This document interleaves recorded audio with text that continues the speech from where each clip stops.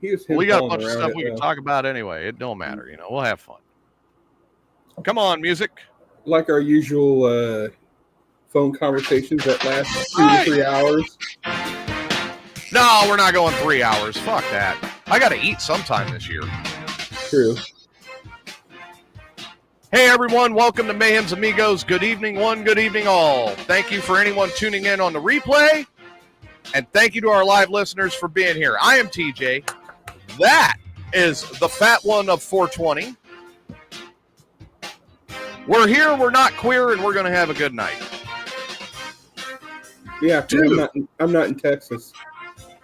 Oh, dude. Right now, Texas is a boiling point right now, man. I mean, we've been hitting major heat indices and everything else. What's happening, Brady? I saw you you took Steve-O to the fair.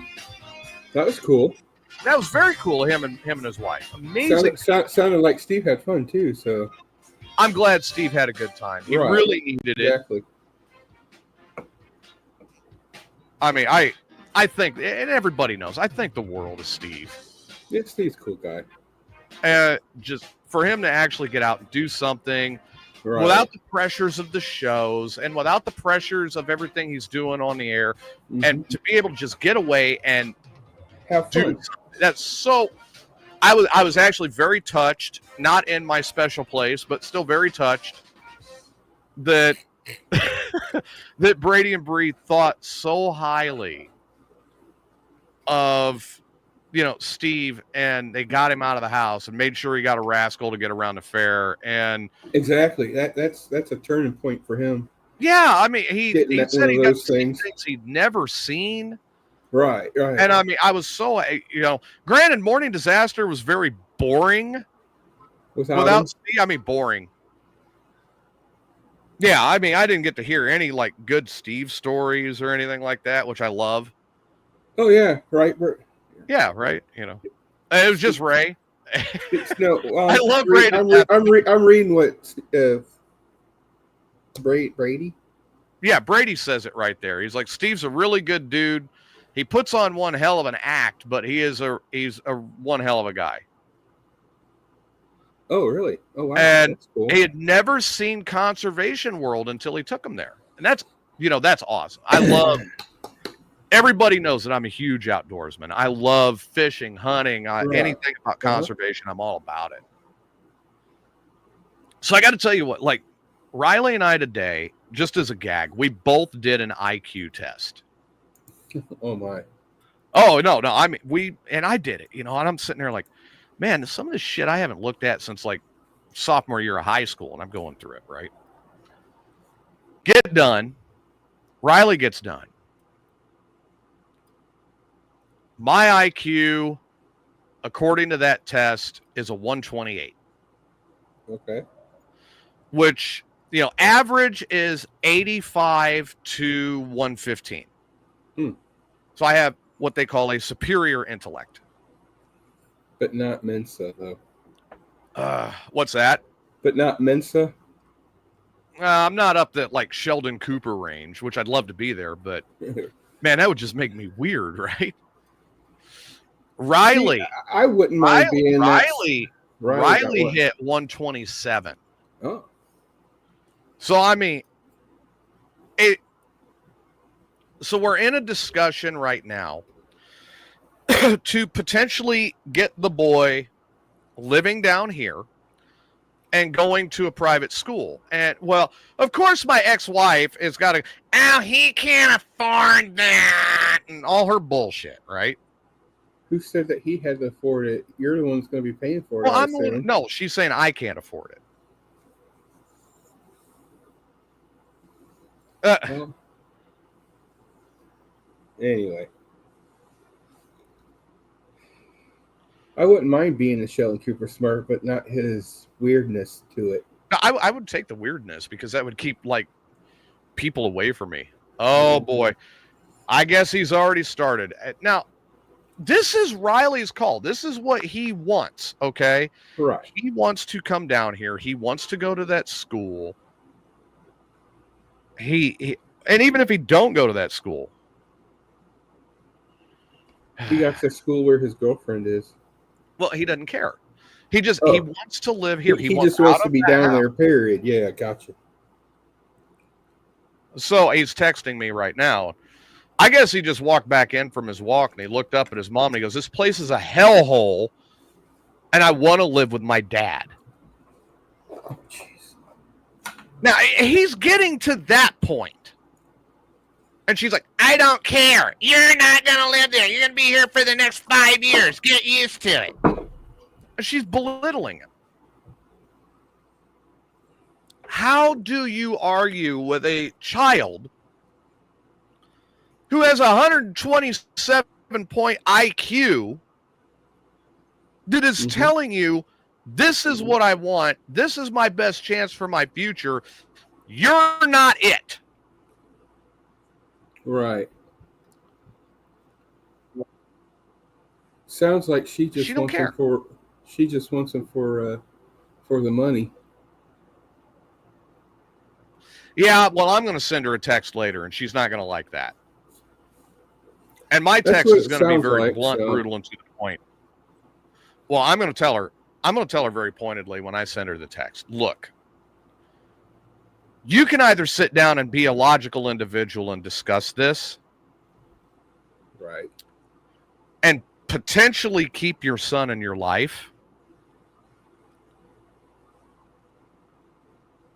Or you can fight me on it, and there is a chance that you will win when we get to the courtroom, and I won't deny that. Because I've got to deal with this in Illinois courts, which means they always side with she's got boobs, I lose. Right. Right. Which is why I have two different law firms that I'm talking to right now. They both work in Illinois, and they both specialize in men's rights. Men's parental rights in particular. What's happening, Ty? So the one I'm really shaky on, man, I don't know if I can trust him. Okay. Mm-hmm. The other one is Cordell and Cordell. Cordell and Cordell, as a men's rights law firm, not only received a resounding Bubba the Baker, what's happening? But Cordell and Cordell has gotten just great reviews across the board. And they got a resounding endorsement from the late Rush Limbaugh. Mm-hmm. And they've also gotten one from Paul Harvey's son. Well, right there, that tells me these are the guys I really need on my side.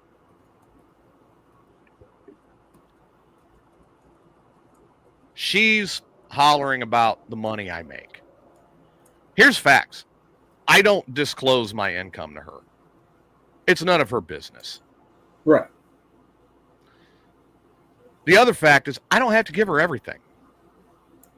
Because there is one piece of income that is mine, that as long as I'm working, she can't touch it. The VA? The VA. My VA stipend is over $2,000 a month. Mm-hmm. That is tax-free. That pays all my day-to-day bills.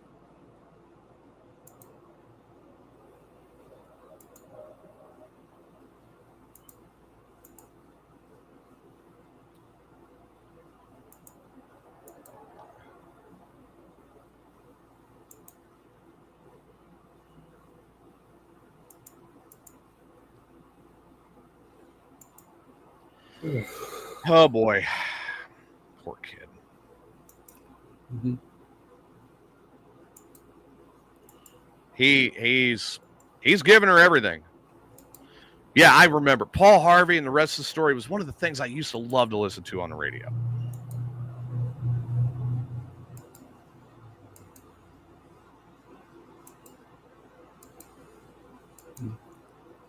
I enjoyed him when he was on, yeah. I miss him a lot. Good day. Good day? And that's the rest of the story. Yeah. Good day? I mean, I loved listening to Paul Harvey. Right. And, you know, so I mean, his reasons have nothing to do with his girlfriend. I mean, his girlfriend's a big part of it. Don't get me wrong. I know that. I'm not stupid. Because he's hormonal and horny. Kind of like Steve. Bubba the Baker. Bubba the Baker's very hormonal and horny, you know. I wonder how that went with Bubba taking the girl to see his parents. Yeah, BTB, what happened with the girl meeting your parents? How did that go? He's in the chat room, I'm sure. But Riley's biggest thing is his education. Mm-hmm. The public schools here, the public schools here are 2 years ahead of Illinois. I believe it.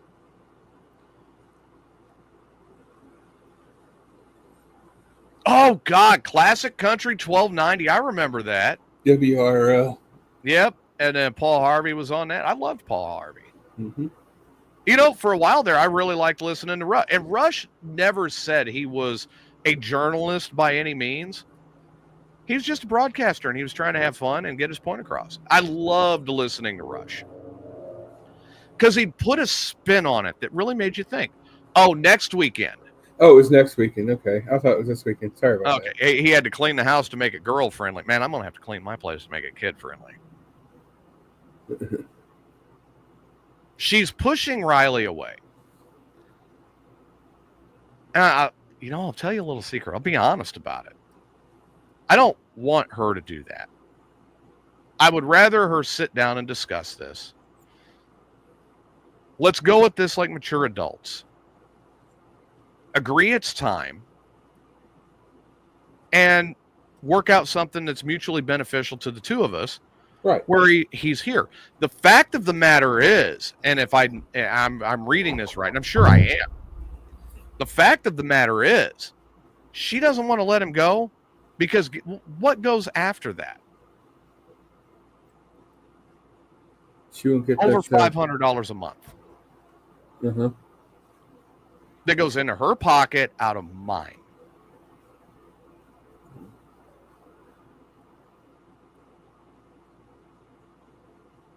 She doesn't want to lose that money.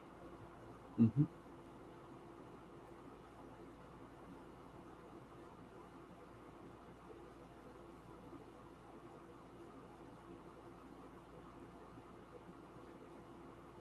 She complains about how I live, but doesn't realize that I don't do things frivolently. I mean, 420 can back this up. Hell, I bought a house in Goofy Ridge. Why? Because I'm fucking cheap. Right. I've been to the house a couple times. Yeah, it wasn't a bad place. It wasn't bad. It wasn't elaborate, but it was just simple enough to where you can live in. And I live comfortably there. Mm-hmm. You know, I don't need all of this elaborate stuff. You know, Ty, in all honesty, I probably would not even try unless she wants to drag this through all the way through the courts and really make it a fight. And then I'm going to go after her for everything. If she just would sit down and discuss it and let's come to a mutual agreement and let him come down here and go to school for high school, then I wouldn't even try for it. I wouldn't care. I don't need her money.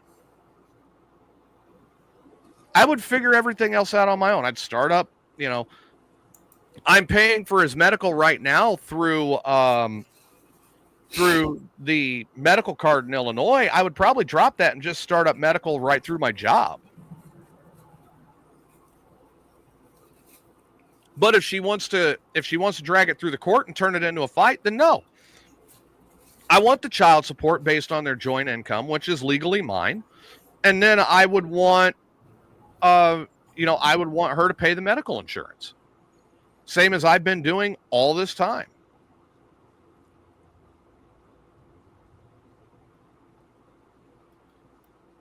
So, you know, it's a matter of just being reasonable. Now, if you want to be reasonable and sit down and have a reasonable conversation about this, then let's sit down and have the conversation. That'll be fine. Let's come to an agreement. But if you don't want to do that, and you want to turn it into a battle in the courtroom, then let's go ahead and have the battle, but then I'm coming for everything. And therein lies the rub, folks.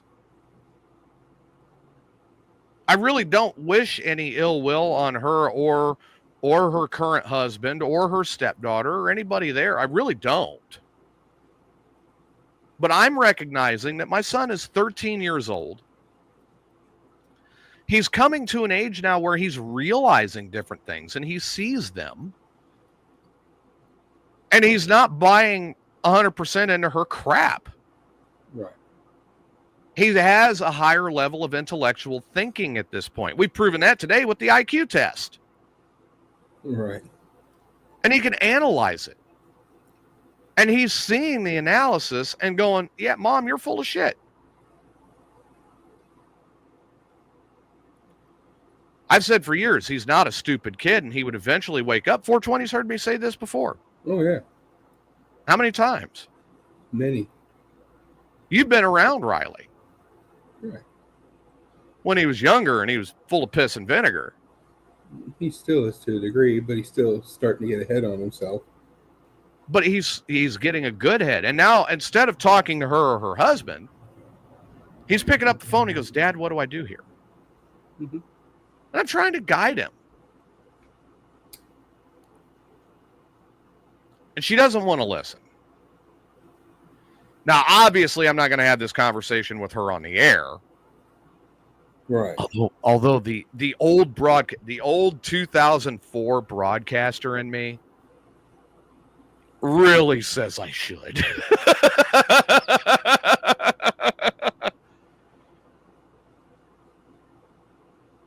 It really says I should get a phone line running in here and I should call her and put her on the air and put her on blast. That's the old broadcaster, right? Yeah. Oh no, Ty, you haven't seen nothing yet. She'd flip out, okay? Because she'd be sitting there trying to make herself look good. And you got to understand, like, this was my mistake, everybody. The primary first thing, this was, yeah, please, chat room, get involved. This was my first primary mistake, all right? You guys that have listened to me for years and known me, you guys that have worked with me, you guys that are just new getting to the show and kind of understanding where I came from. Everybody knows in my 20s and 30s. What's happening, Mikey? Yeah, yet, Bubba the Baker, yet. Bubba the Baker says he's glad his pullout game is so strong. No kids with a mustache have knocked on the door and said, Daddy. Yeah, what would you do if it was a daughter with a mustache that knocked on the door and said, Daddy? Daddy. I hear you have a friend named Steve. And my name is Shelly. Oh, God, no. No. But no, I mean, let's be honest, all right? Those of you that have been around me for years, you know me. I've got people that are in the chat room or catching the replay that they're former students. They know how I am. You guys all know how I am. Mm-hmm. First of all, let's start with this. If you tell me not to do something, you're going to do it anyway. What is the first thing I'm going to do? You're going to say you're full of shit and then do it. Am I wrong? She'd be the most handsome girl you ever saw, Bubba the Baker says. No, and I mean, 420, how many times did you say, with the old crew, TJ, I don't know if you should do that. Right. And then what did I do? You end up doing it. Exactly what I was thinking of. Right. So when we first got together, I told her this up front. I'm like, I am not the person that you look at and say, don't do this. because that's exactly what I'm going to do. Right. And there's nothing you can do to stop it. Now, all right. Now, you all have heard some old stories of mine, and you know we've had time together. All of us have. Hey, Volkster! Volk is in. He says, hell, I'll just get in. All right. Knowing some of the things that I accomplished in high school and college and the military and et cetera, I mean, would you describe me as someone who is a obey everything teacher's pet church going individual? No. I'm surprised you weren't in the barrack or in the brink when you're in the military. The brig when you're in the military. Well, I was military police, so I was able to get away with a little bit more. Yeah, true.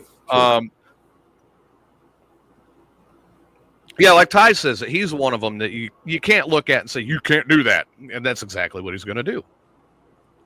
And Bubba the Baker goes, I usually behave, but I'm nobody's doormat. Exactly, okay? So you've got me over here. You guys know me. Let me describe my ex-wife. Blonde. Popular kid. Teacher's pet. Oh, jeez. I love Jesus. Yet. She loves Jesus so much to commit adultery. Multiple times. And not just with me, with her other ex-husband as well.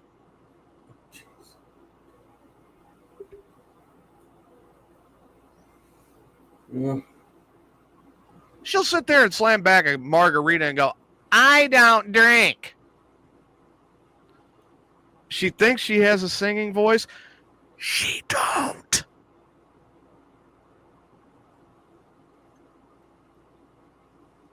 Oh, like some people saying you can't take the race car by yourself. We'll prove them wrong last night.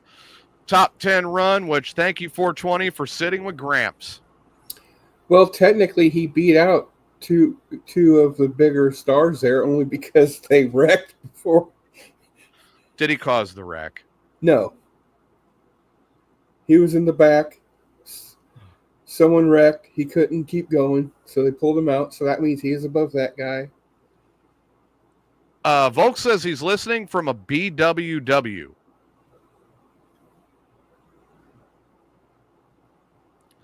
So you're listening from a big white woman? I think he meant to say BMW. But no, she's like the goody two-shoe.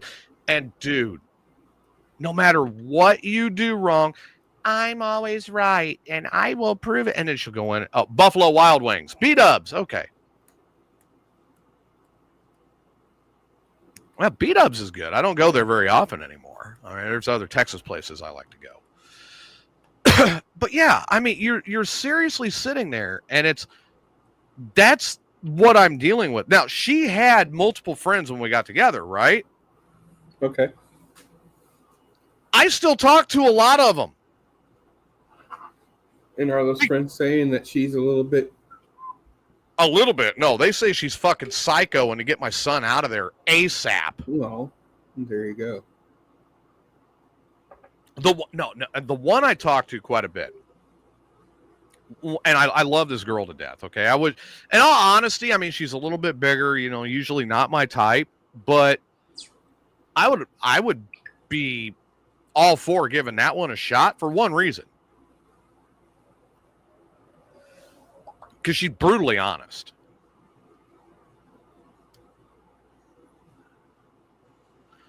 Bubba the Baker says he grows facial hair and he needs to shave women after they give him too much attention. Hey, take it easy, Volk. Thank you for popping in. Right. Steve should grow a beard, and he misses Steve. But the one, I would give her a shot, right? She's got a great guy now. I'm happy for her. And she says very pointedly, right?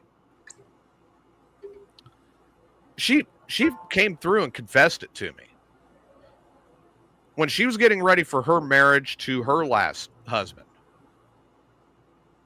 my ex was one of her bridesmaids. Well, I'm coming back from being on the road, and my ex goes, well, hey, I'm going to go to this bridesmaids party. Kind of like bachelorette party / over, sleepover, blah, blah, blah. Mm-hmm. I'll be home the next day. I'm like, okay, yeah, whatever. I'm laying down. Riley's in bed. I mean, Riley's a toddler at this point. I get a phone call from a friend of mine. He goes, hey, where's your car at? Well, it should be over at this gal's place. I mean, they're doing a bachelorette thing. Why? He goes, you sure it ain't at Motel 6 in East Peoria? Oh, jeez. What? No, it's not supposed to be there. Hate to tell you, dude, but that's where your car's sitting at right now. Really? Okay. He's like, hey, me and my wife will be over in a little bit. She can watch. We'll keep an ear out for the kids. Why don't you take your bike and go take a peek? Okay. So I hop on the bike, take the ride, get over there. Sure as shit, there sits my car. Uh-oh. So I get home, rode back. Good thing I rode back to cool off a little bit. Get on the phone. I call the friend, right? I go, hey, I've been trying to reach my ex, or I'm trying to reach my wife, my ex now. She's sitting there. Oh, yeah, she's right here. I said, hand her the phone. Oh, well, she's in the bathroom. I said, no, she's not. Hand her the phone.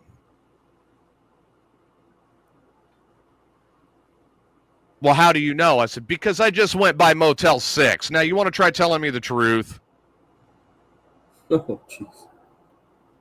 Really? And she did. She spilled it right then and there. Oh, thank God you figured out. I wanted to tell you, but I was sworn to secrecy. I said, I don't want to hear it. You still lied to me. And she lied to me. And I caught you both.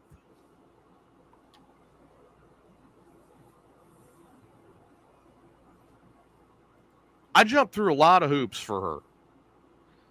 And the end result was ultimately, again, her cheating on me. And I was so blind back then because I didn't know how devious she really is. Okay? She suckered me in. And dude, she suckered me into the point that I reacted in ways I never would. Because of that, I do take my blame in the result of our marriage. Mm-hmm. Which, again, 420, you've known me for a lot of years. Have I ever denied any of that? You always manned up when it came to the point of needing manning up. I mean, I will admit to everybody right now, I'll tell you point blank. I was cruel. I was verbally abusive. I was mentally abusive. I was put on a roller coaster ride I never should have been on. And I did not react correctly.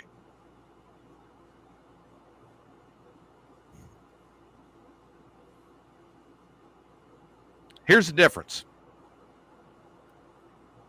She won't admit any of her fault at all. She won't take accountability. She doesn't. No accountability whatsoever. Did you know that I caused her to cheat? No, you control your own actions there. Oh, no, not according to her. It was all my fault. Well,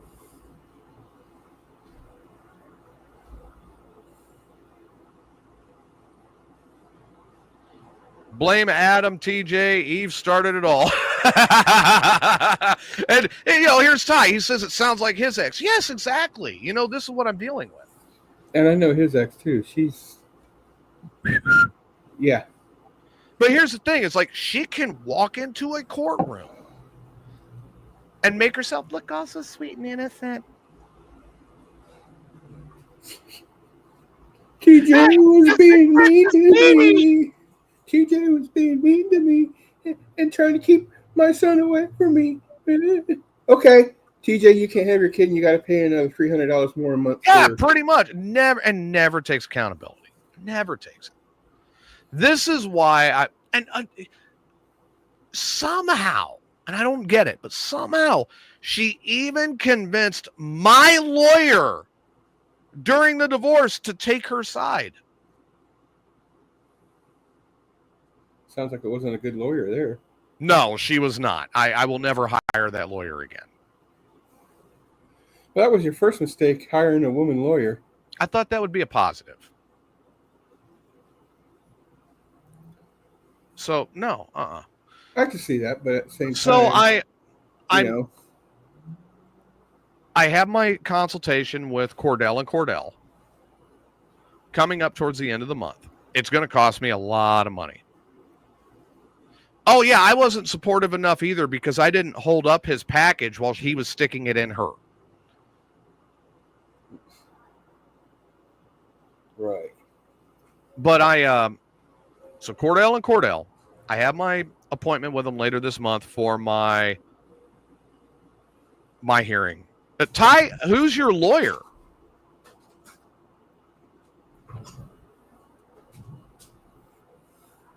Here, I'll get into the private chat. Let me get into my messenger here. I'll tell you who my lawyer was, but I'm going to IM it to you. Yeah. I'm not going to bust her out on the air. Yeah, and Bubba the Baker, I don't disagree with you. There's a reason that I'm very cautious when it comes to dating now. And the biggest reason is because I do get attached very easily.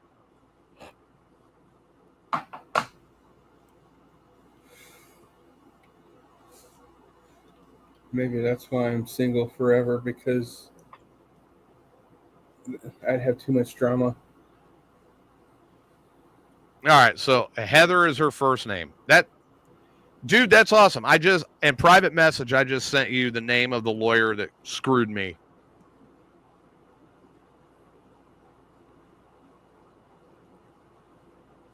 But no, and I'm telling you, it just, the way everything unfolded, there's nothing I can do about it now at all.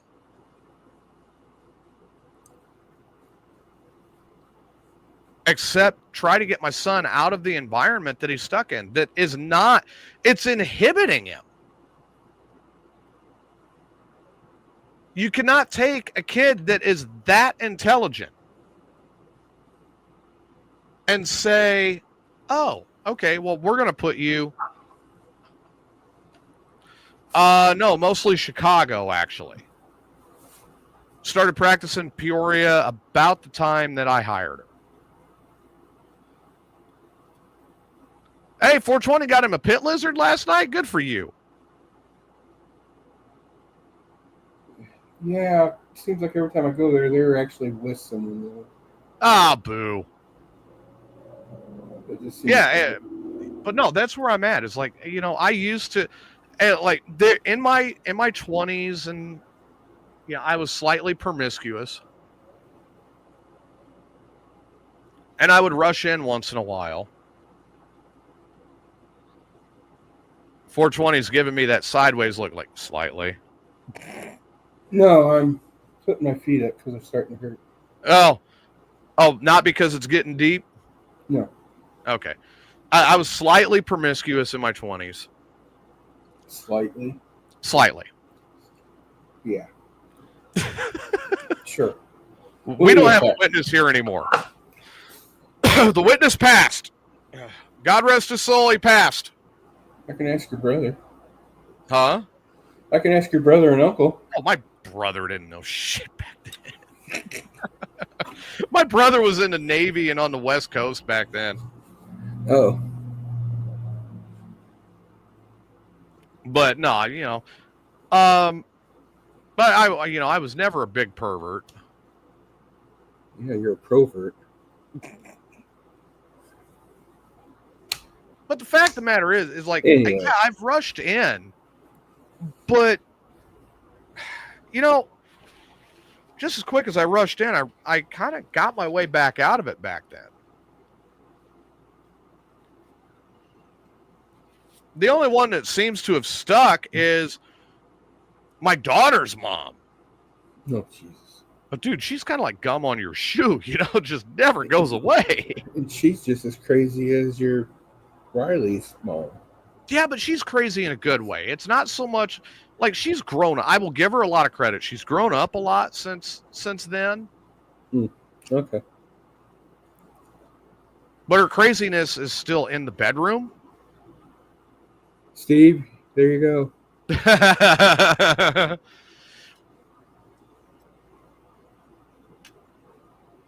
Oh, yeah. Well, no. I think she's trying to make you feel better about yourself, Bubba. Saying that you're getting in deep. But you get what I'm saying. Is like they're, you know, oh, I've had my hit and runs, you know? Mm-hmm. I've had a few of them. But what hasn't happened is I really paid the price with the third. With Riley's mom, I really paid a major price, and it took me a lot of years to dig back out of it. Mm-hmm. First of all, it's not her business what I can and cannot afford. Right.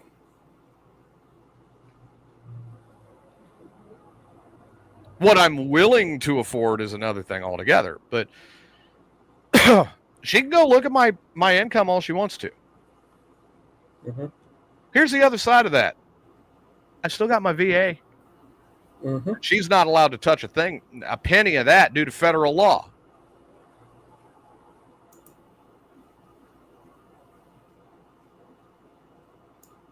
So yeah, the best one I'm looking at is Cordell and Cordell. They are a nationwide law firm, mainly leaning into men's rights. Men's rights as fathers, men's rights as, you know, going through a divorce, everything. Mm-hmm. There is another lawyer that is in the Peoria area that I'm going to have another consultation with. I know what his rates are. I'm going to need him to either work with me and break it down where I can start giving him payments or something. Like not per diem, what do they call it? A payment plan.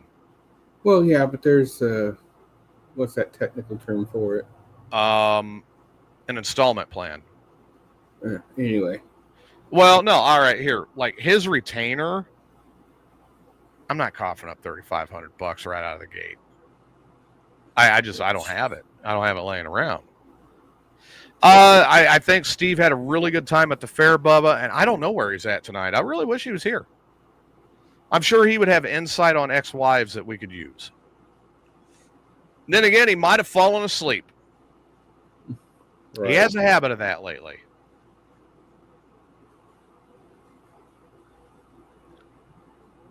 But yeah, that's, boy, I'll tell you. I mean, that's where I'm at. It's where I'm at with what's going on right now. And yeah, we started the show on time, but you know, of course, my son, he's very upset with this because she will not listen. Sad. And Ty says Steve's hanging around the sheep barn. Well, he does have them knee-high boots now, so the sheep can't run away. Wow. So we've had a lot of things going on lately. Obviously, the weather has been a big one. Now, that's why Adam is not on with us right now. They hit the weather in northern Illinois heading into Wisconsin today. Oh, really? Oh, yeah. Thunder bumpers.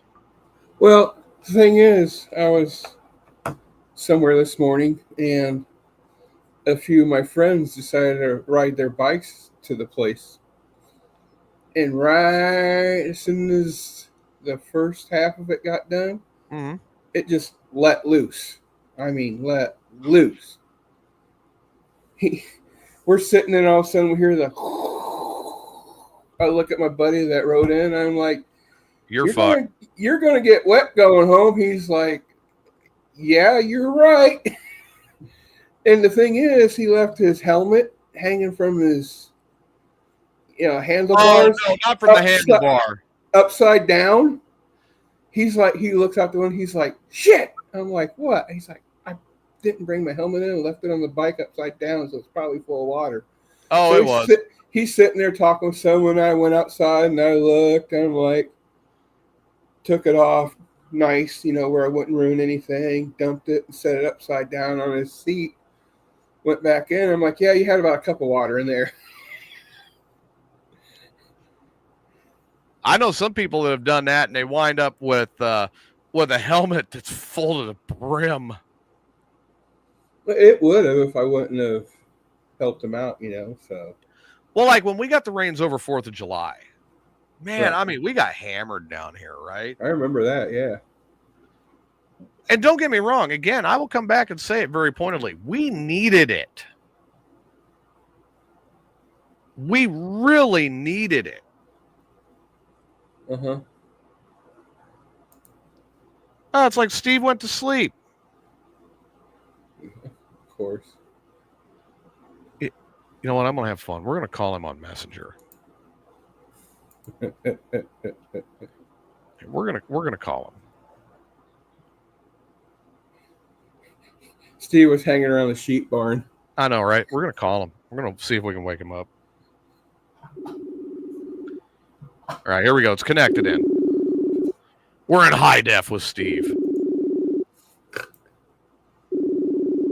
Okay, hang on. I got a plan with this because he's not gonna answer. You know that, right?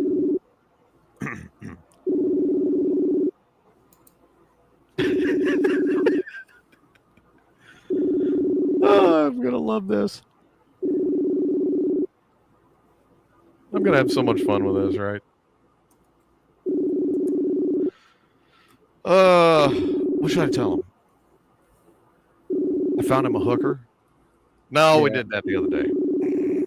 He's still very upset with me about that. I figured he'd be on just to yell at me over that. Yeah, I might. I'm not video chatting him though, so I'm safe there. He's still not answering. He put you on mute if you're trying through Facebook. He put me on mute. Yeah, put you on mute to where you don't get any notifications. What? That's messed up. Why? Some people do.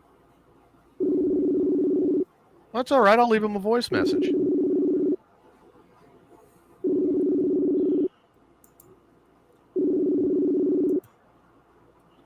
I think I'll just have to pull a Ray and leave a voice message. Rest in peace, my friend.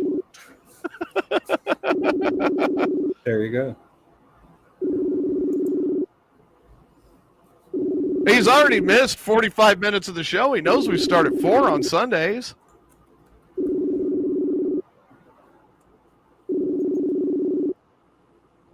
Oh, Lord.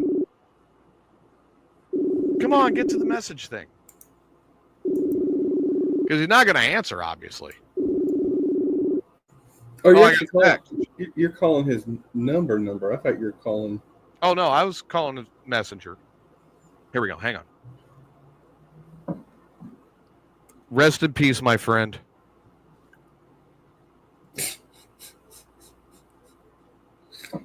Rest in peace, my friend.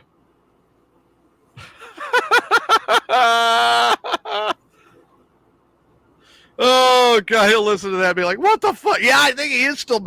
Dude, he was on Morning Disaster bitching about that. I tell you about that, Ben? Huh? No, I didn't hear about that. Oh, man. Riley wants to tune into the show. Like, you sat here and listened to me do a show here, and now you're going to hear everybody. All right, so you guys, check this out. On Thursday, I let Steve know that I'd found him a hooker. Oh, yeah, I remember that story. So I found him the hooker, right? Hey, Bubba. There he is. The topic of 45 minutes worth of conversation. So I found Steve this hooker that I was trying to set him up with, because it's been 20 years for Steve. I feel so sorry for the guy, right? And when I described him to her, she charged me double. So I had to send her another $200 on top of the $200 I already sent. So I'm $400 into this. Then she asked for a picture. So I go digging through the pictures, and the best picture I could find, unfortunately, was the naked picture that he sent me. No, her name was not Candy. I think it was Sandy. No, it was not Sandy. So I find the naked picture that he sent me. I send that. Of course, the hooker, first response from her was, "The girl?" And I'm like, "No, not the girl in the picture." I was like, it's... Oh, that photo. I'm glad I've never seen that one. I could send it to you if you want. No, I've already seen the girl in the photo naked, and that's beautiful. Name an adult over the age of 35 in the Central Illinois area that has not seen that one naked. You are true on that one. You are correct. At least from the top side. Yes, Riley, 20 years. Even my son.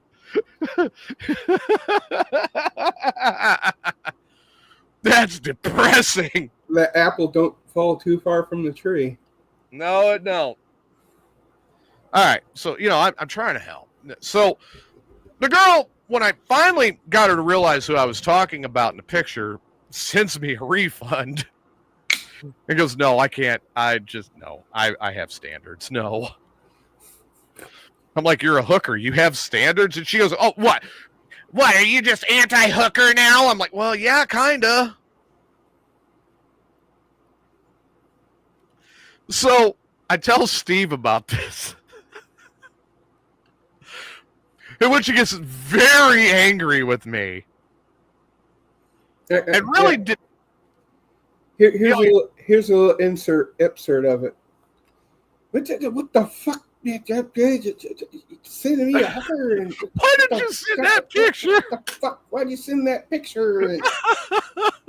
I didn't mean to send you that picture. What the fuck?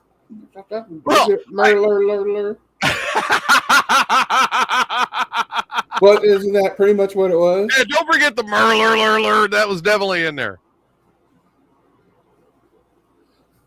Oh, I did that the other day. I did that the other day on Ray's show. I said, well, the closed captioning still shows Murler alert whenever Steve talks, and he goes, "Fat 420, just shut the fuck up." And you see Ray just start busting a gut laughing. Ty, I actually did ask her if she wanted money or not, and she said if it was a choice between money or Steve, she'd rather go without the money.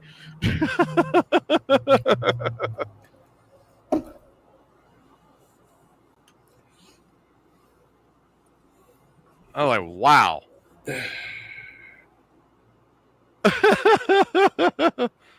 Yeah, well, you were just shocked as I was. So we fast forward to Friday morning show with Morning Disaster.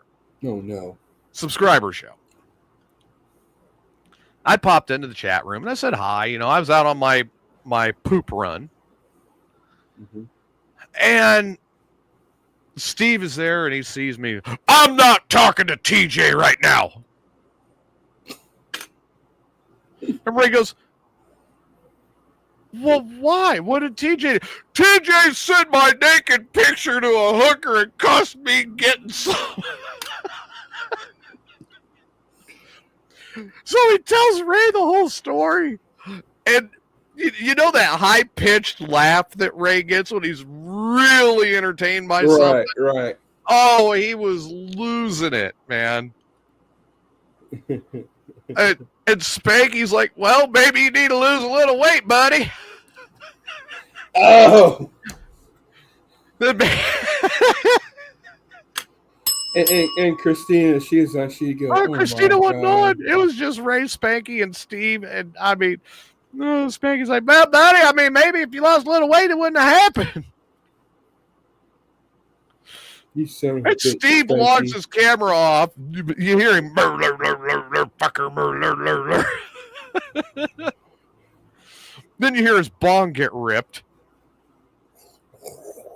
Yeah. And then he turns the camera back. Oh, Bubba the Baker, I'd only have to pay half to get you set up with a hooker. She'd be like, oh, him? Oh, well, here's half your money back. Oh, cool, $50, I'm good.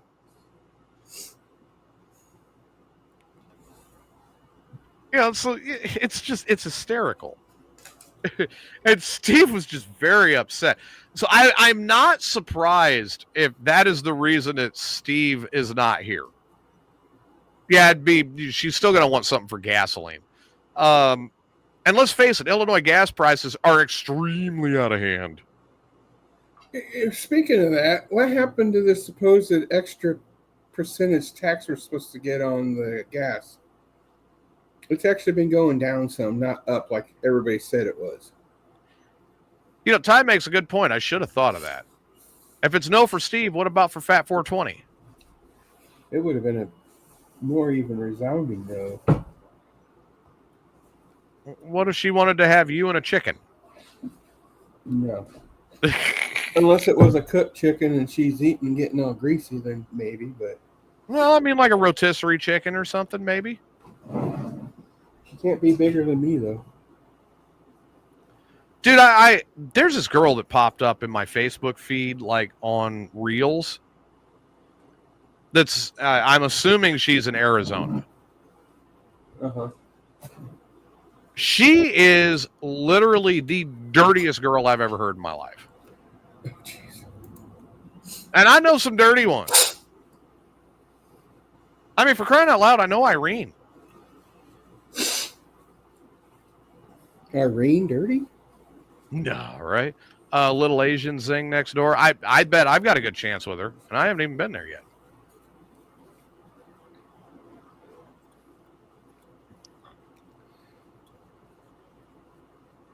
What do you think? 420, should I go ahead and meet your Asian girl next door? Well, I haven't seen her in a while. Oh, really? What, did she move out? I don't know. The last time I went over there, it was either a kid or someone really old. No kidding. Yeah.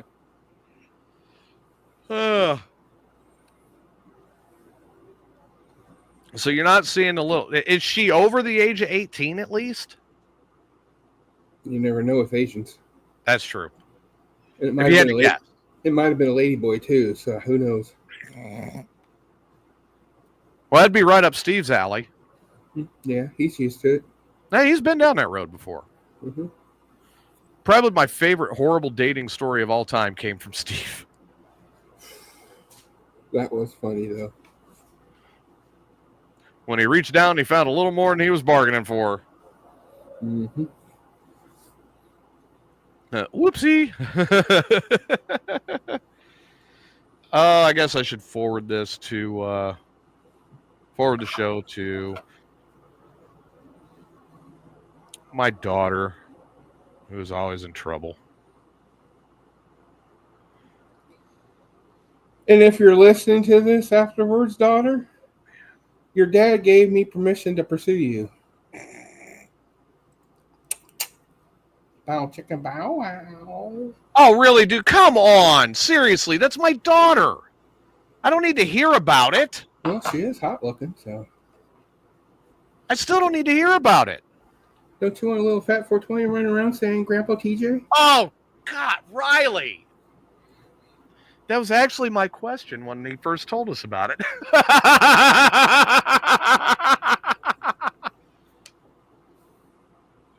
Wasn't it? You It were on was. the show 420. Wasn't that I my remember first? that, yeah.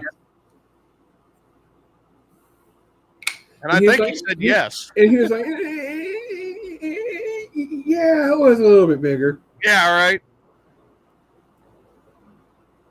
Maybe I need to make sure that Riley's sister gets into this chat room to keep him out of trouble.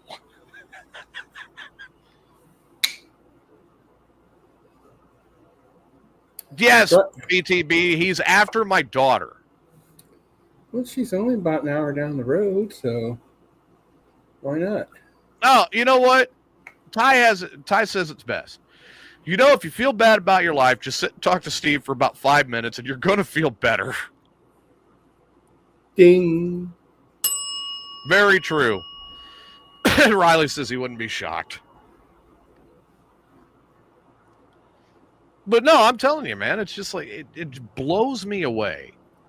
All of the bad crap that has happened to Steve over the years. Mm-hmm. I mean, setting fire to his house and then having to poop in a lasagna pan during the fire. Getting Dawn slapped with his Dawn. Yeah. By the guy that was cheating on the guy that was helping his wife cheat on him. Then getting pleasured by someone from the former show. Right. Well, I know Texas is. Ty says, ain't everything bigger than Steve's? I'm like, well, I know Texas is. But you get my point. Like, I've just, there's so much that has gone wrong with Steve. And it's like, man, what do you say? So I'm trying to help the guy out. Mm-hmm. 20 years is a long time.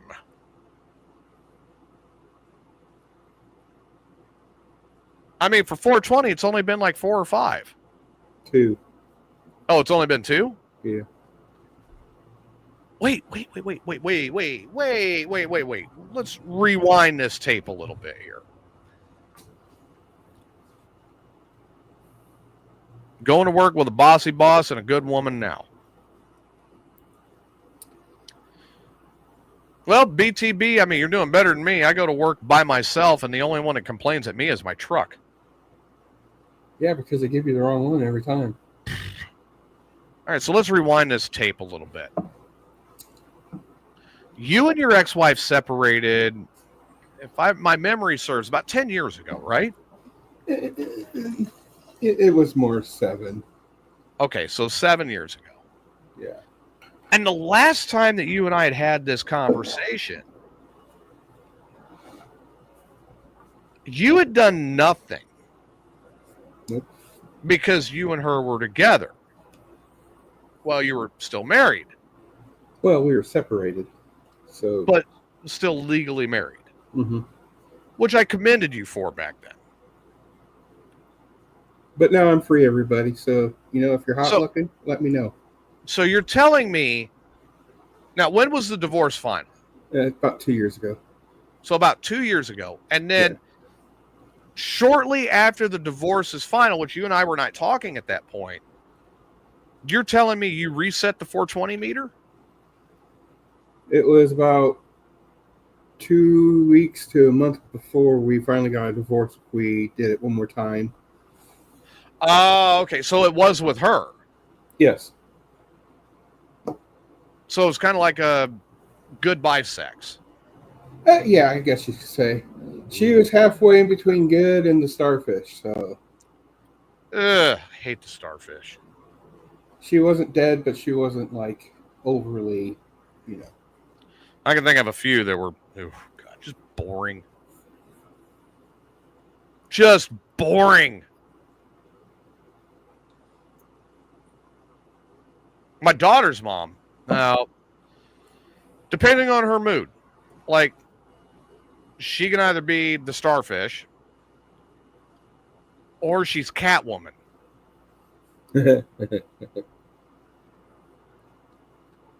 And when I say Catwoman, I mean like she's crawling all over everything and digging her nails into all of it. Mm. Like, I am not a cat tree. Knock it off, you know? Nails are good to a point. But her thing is, like, she likes to draw blood. She'll dig them nails into your back and then and draw blood.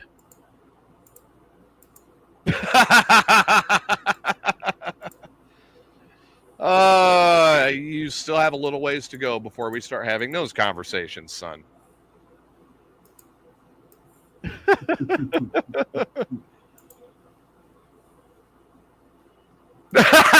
Get the spray bottle and spray her when she's getting too rough. Yeah, with ice water. Back off. Wow. Oh man, but no, we just, now that we live 1,000 miles apart, like me and my daughter's mom, we can talk. Right. And we can actually have conversations. Like, we can actually talk, right? And there's still some physical attraction there. Don't get me wrong. Mm-hmm. But beyond whipped cream for next weekend, at your parents' house? That's, I don't know if I go for all that.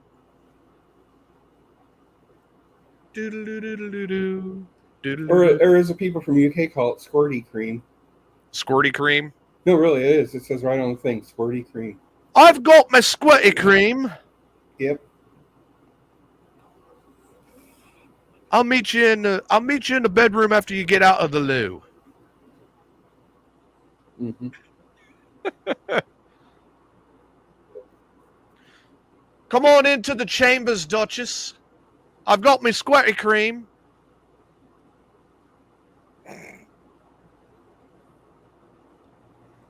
I know I've asked this about 1,000 times, but I'm going to ask again. You think we're going to like it in hell? Oh, after the meet and greet with the parents. Oh.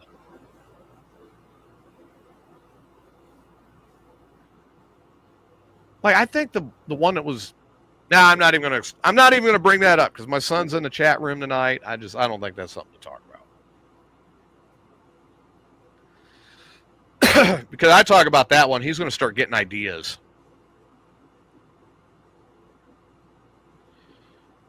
Well, 420, are you ready for your promotional moment?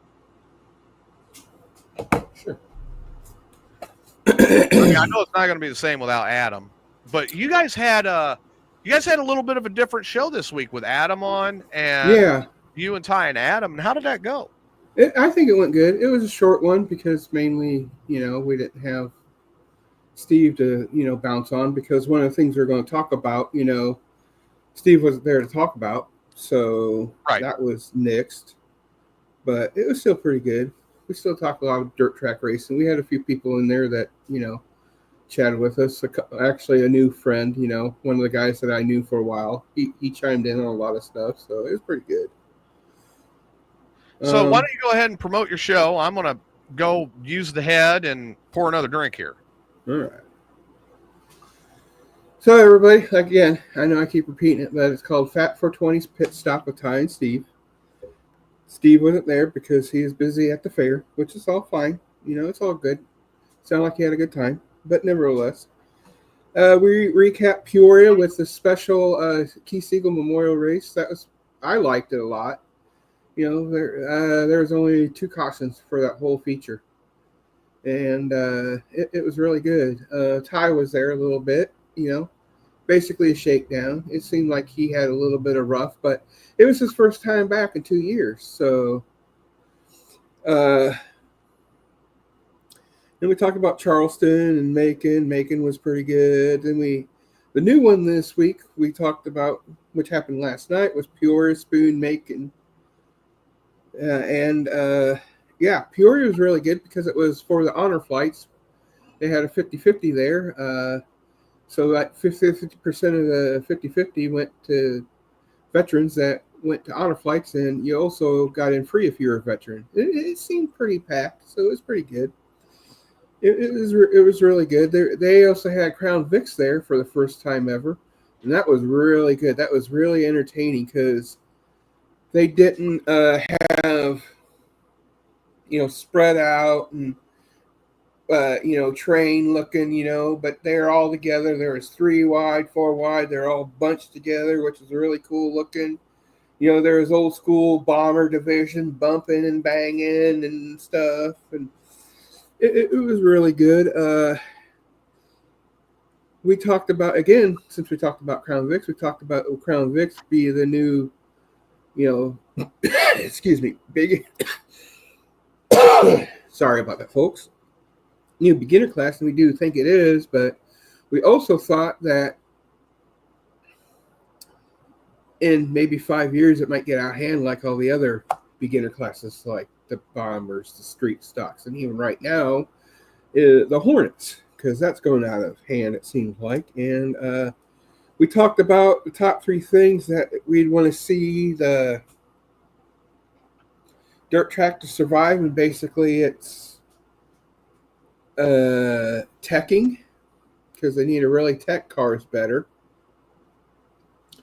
Also, cheapness, for not only fans, but also for the racers. And then one other one, I can't remember offhand, but there's basically like 3 pertinent things that need to get done to keep dirt track racing alive, because if it keeps getting the way it is, only the big boys can be able to race, and no more Ty, no more Jimmy Duttlinger, no more Tyler Gilmore, cool cats like that. No more Jake Montgomerys and, things like that. And then we also heard from Ty about how he did. He said it felt good, but he feels that there's need to be some things done, which this week he did prove that. He did fix a few things, and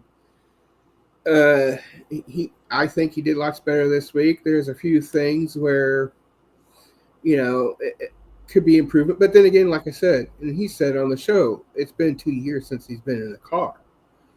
So yeah, like I say, next week there might not be a show because I had a prior commitment, so stay tuned for that, and just watch the Facebook page and for more information on everything. And there you go. That's Fat 420's Pit Stop with Ty and Steve. According to Ty, they're changing the tire rule at Peoria Speedway regarding the B mods.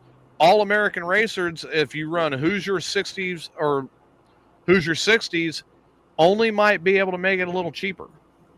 I remember him saying that last night, which is pretty cool.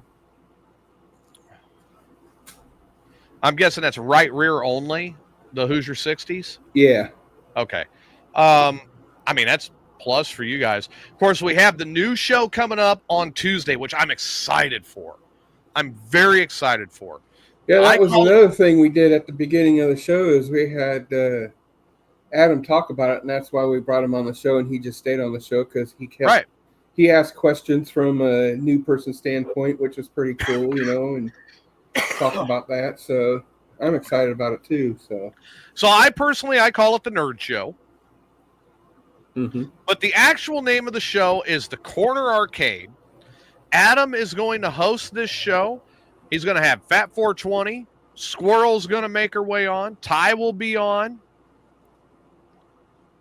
Oh, you can't run American and Hoosiers at the same time is what he's saying. No mix and match. So you got to run all 4 American racers or all 4 Or all Hoosiers. 4 Hoosiers. And I'd run Hoosiers. I like Hoosiers because they got a little bit of a better bite. Well, it depends on what track you're at. Yeah, true. You got to know your tracks. But anyway, so with the start, the Corner Arcade, I know that this week is going to be a great kickoff because there's the Would You Rather segment. There is a review on the Nintendo Switch 2. And then, you never know what's going to happen. And we even have Tyler returning to the network to be a part of this program as well. Mm-hmm. There might even be me talking about a retro game too. So, well, and I mean, you and Squirrel are going to do the retro thing, which I'm excited for. And yeah, Ty says American racers are cheaper, but he's going to continue to go Hoosier. I get that. I mean, I was never, even in school, I was never really a gamer. So it's hard for me to. The one game I would be able to even contribute talking about is the only one I've ever beat, which was on Nintendo 64, and it was Star Wars Rogue Squadron. That was probably my favorite game of all time. Because it was in between A New Hope and Empire Strikes Back, and you got to pick what you were flying on different missions. Which, after I unlocked it, I was always flying the Millennium Falcon because that thing kicked the shit out of everything. I loved that ship. Even when it broke down, I loved it. Which it always breaks down. Even in the book I'm reading, it broke down. So. Yeah, she's such a good ship, though. Who knew a freighter can actually go that fast? Yep. But I mean, like Riley and I were talking about this earlier today, and I said, but if it came down to Star Trek versus Star Wars, man, I'm telling you what, I think the Enterprise would kick the shit out of an Imperial Death Cruiser. Debatable. Enterprise A. Debatable. With Kirk in command. Plausible. No, feasible. Let's face it, feasible. Maybe if they detach the saucer, probably, but the full thing, probably not. Because most people don't know is that the Enterprise actually could, even the first one could, detach the saucer part of the Enterprise if needed, but they never did.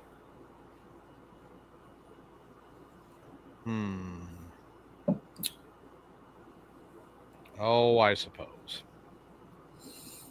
Like, for instance, on the show Tuesday, we're going to possibly talk about, would you rather have a lightsaber or would you rather have a batless?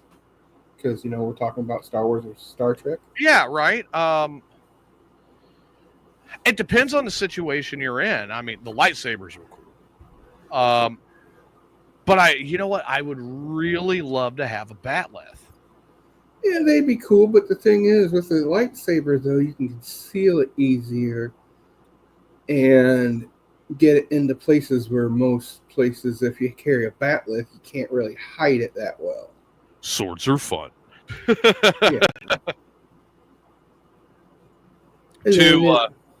To kind of quote Worf. Well, technically, a lightsaber is a sword. It's just you can turn off and on the blade. Yeah, well, the bat. It's like a futuristic switchblade. Yeah, but the batleth was so cool. I mean, ever since they first introduced it, I'm like, man, that thing is so fucking cool. I wish I had. Oh yeah, I agree. Yeah, I like the batleth, but the mechlith was cool too.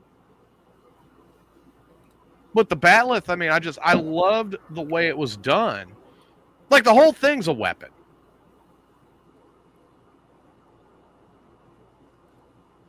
You know what I mean? Yeah.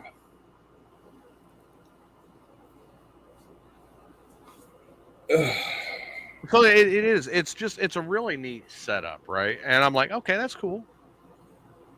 If I was a shuttle, or if you're going to continue on that, the runabout or the TIE fighter. Depends which TIE fighter. Now, if you're talking one like what Darth Vader had, yeah. But if you're talking about the basic one, but if you're talking about the double one, the bomber ones, I'm talking about like the one like Darth Vader had. I think that one would be a little bit better. You know, versus a runabout like you saw in Deep Space Nine for the first 3 seasons. And remember, the runabout was warp capable. True. I'm like, yeah, runabout. Now, if you're talking about a Romulan warbird versus, a TIE fighter, I would pick the Romulan warbird over that. Well, Warbird was huge. Right. But, like, you know, the Imperial Death Cruiser versus the Enterprise. I'm always going to take the Enterprise. Especially the refit Enterprise of the movies. I love that ship. Mm-hmm. Yeah, you're taken care of, Bubba. I loved, like, NCC 1701 refit and then the Enterprise A. I loved that was probably the only thing I really liked about the motion picture is how they redid that ship. Mm-hmm. Honestly, they should have started the movies with the Wrath of Khan. But then all the rest of them would be crap, though, is the thing. Not really. All right. You kind of had the trilogy in the sequence. Okay. So you had Wrath of Khan, Search for Spock, Voyage Home. Mm-hmm. That's kind of considered like the trilogy in sequence, okay? Wrath of Khan is still by far my favorite Star Trek movie of all time. I love that movie. Oh, yeah, I'll agree with you on that one. I love that one a lot. Search for Spock was great. And it was great because you got to see Kirk at his worst. My favorite part of that one was where he is Kirk. I think it was Kirk fighting with that alien and kicked him in the knee, and then the guy, and then the alien that was Undiscovered Country. Okay, he kicked him in the knee, and he fell to the ground, and the guy's like, "Not everybody's balls is in the between Not the legs." Not everybody keeps their genitals in the same place, Captain. That was an Undiscovered Country was great too. I love that movie as well. But all right, so when you're looking at the trilogy inside, Search for Spock was really good. Mm-hmm. Voyage Home was hysterical. Right. Especially with Spock. Have you got my computations ready yet? 1 goddamn minute, Admiral. What the fuck? Spock just cussed? Right. I mean, and then you get into Final Frontier, which was number 5. It was lacking so much. They could have done so much more with that. But they didn't. And it was lacking so much. Because the storyline they had behind Spock and Sybok, the brothers, there was such a storyline there to be had. Mm-hmm. And they blew it. They blew it. The Undiscovered Country made up for that. Which was also just a phenomenal Star Trek movie. Almost up there with The Wrath of Khan. That's how good it was. Mm-hmm. And then you got into the Next Generation movies, which was Generations, First Contact, Insurrection, and Nemesis. I mean, even the Picard TV shows are actually pretty good. Oh, Picard, the TV show, was phenomenal. I loved it. Mm-hmm. Out of those, I think, and believe it or not, me being as big of a Kirk fan as I am, and I'm going to say this, out of the Next Generation movies, honestly, First Contact was my favorite. Right. And then I think it would go Generations, because then, yes, you had Kirk in it. And then Nemesis, and then Insurrection was just bad. It was just bad. Mm-hmm.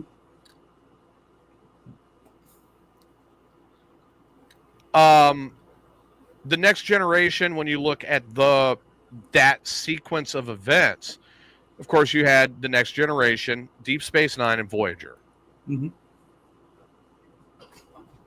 I would honestly say that Deep Space Nine is my favorite out of those. Mm-hmm. Next Generation running a close second. I never got into Voyager. I never got into it. And I I never liked got it. It wasn't as good as the other two you mentioned, but I still enjoyed it though.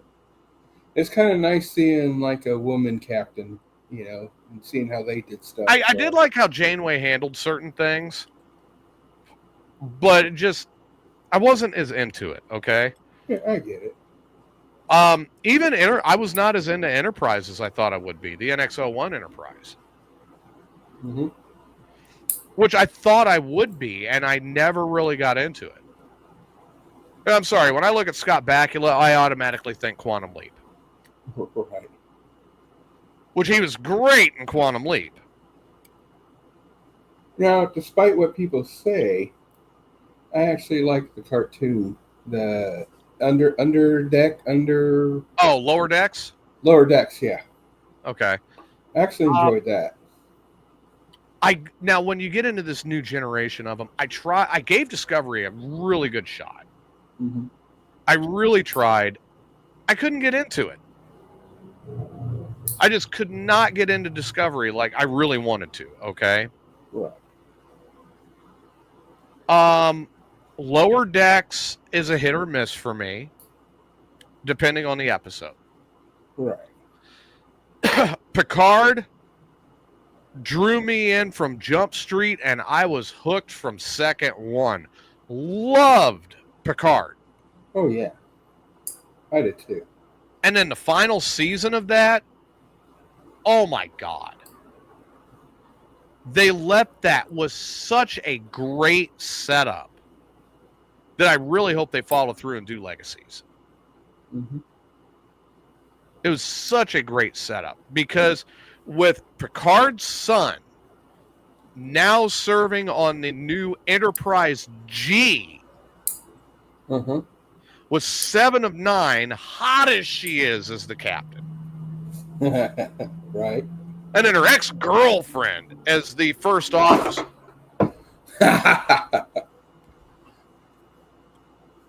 And then as they're finishing up the episode, we have a return of probably one of my favorite Star Trek characters of all time in the form of Q, which my mom and I still have arguments to this day. I mean, I think Q is fantastic. Oh yeah, I love Q. that was pretty cool. She hates Q. I'm like, you just don't see the whole essence of it. Q is great. Mm-hmm. And then now we have Strange New Worlds, which is Captain Pike's command. Mm.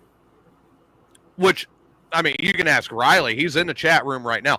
I'm addicted to Strange New Worlds. I love that show. Mm-hmm. I'm right there with that. And I was really nervous with it. Like, I was afraid to watch it because my first and foremost favorite series of all of them is now and forever will be the original series. Yeah, I'll agree with you with that one. I do like the original series the most. There was some hokey stuff in it. It was definitely the 60s, you could tell. Like the Tribbles. Trouble with Tribbles is one of my favorite episodes. Oh, it's good, but it was just so hokey, though. That's why I like it. Yeah, it was so cheesy. But it was fun. Where are the Tribbles? I gave them to the Klingon setter. It's just a bunch of just a bunch of furry. Just furballs. But then the way they went and revisited that in Deep Space Nine.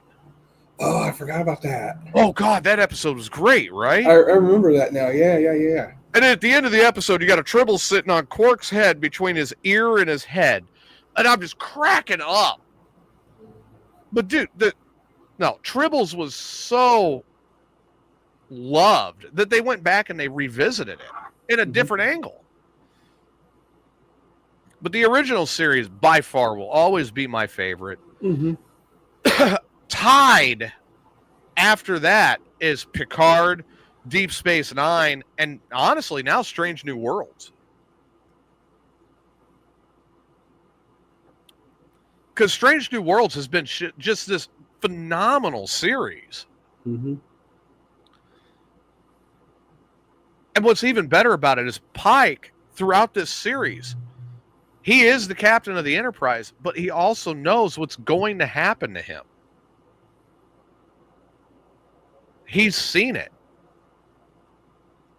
And at the end of the first season, he realized he has to let it happen, or everything's going to fall apart. So he knows he is going to wind up completely destroyed and in that wheelchair. Right. But in the meantime, you get to see what kind of a captain he really was. Cooking breakfast for his senior officers once a week. You fucker. I want some of that breakfast. He's cooking good food. Now, did he actually cook it, or did he just go up to the machine and go? No. He actually cooked it in his quarters in his personal galley. Oh, wow. That's cool. Oh, yeah. No, they really made the inside of the Enterprise look bigger than what it was in the original series, and they've expanded it. But, yeah, I mean, yeah, in his personal galley, in his quarters, he is cooking his seniors officers once a week fresh breakfast. I'm like, you're a dick. I wish I had somebody that would have done that when I was in the military. Fuck you. You know?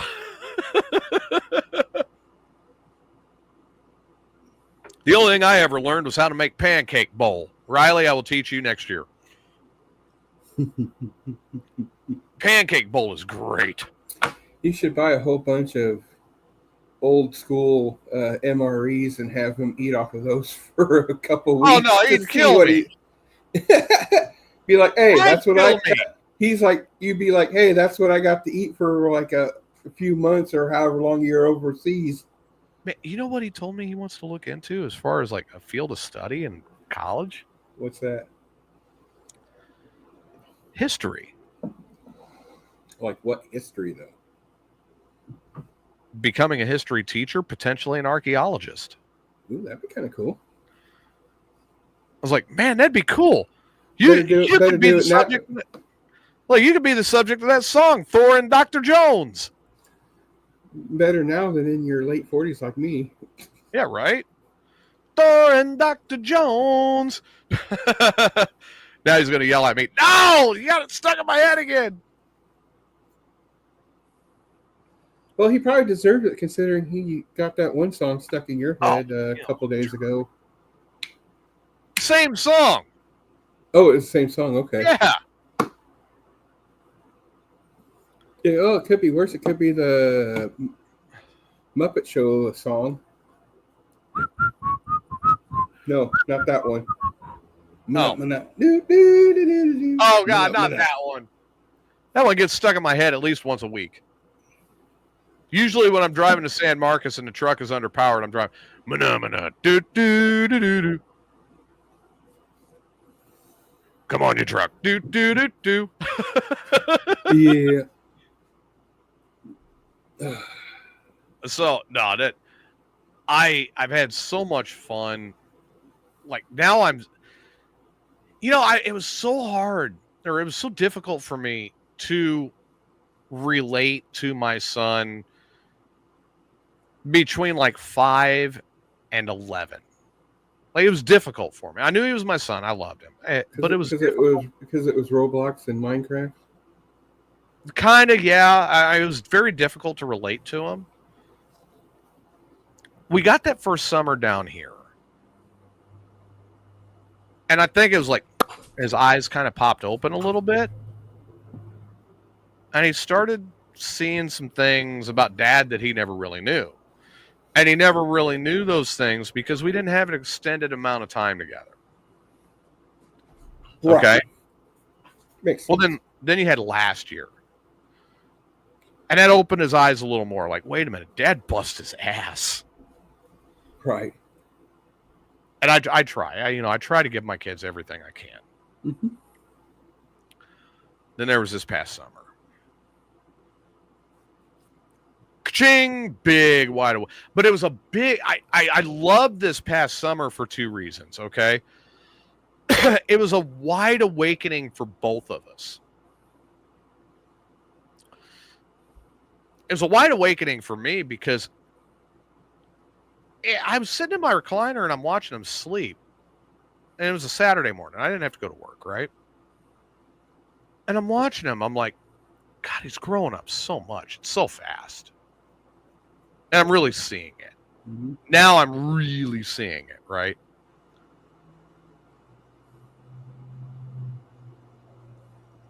I wanted to walk over and just put my hand under his nose to see if he was still breathing, but I'm like, nah, I'm not going to do that. That's just over obsessive. But he saw a lot of me too, and he really saw. Not only this year did he see me as dad, but this year he really saw me as a person. Like, he actually got to see not just where I live now and how I'm connected to it, but he got to see the most influential area I have ever lived in my life, and why I'm so connected to it. And he got to have a Mexican hot dog.